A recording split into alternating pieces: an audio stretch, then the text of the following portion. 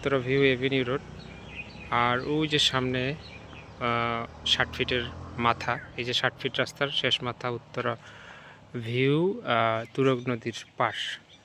আর এই দিকটাতে দেখছেন যে এটা 60 ফিট এভিনিউ রোড।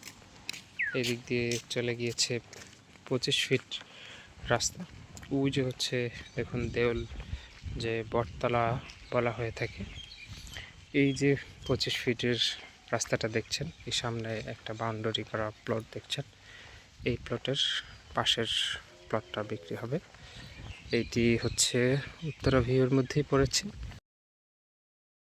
এখান থেকে নদী হেঁটে যেতে মাত্র 2 মিনিটের মতো লাগবে। ওই যে দেখছেন বটগাছটা।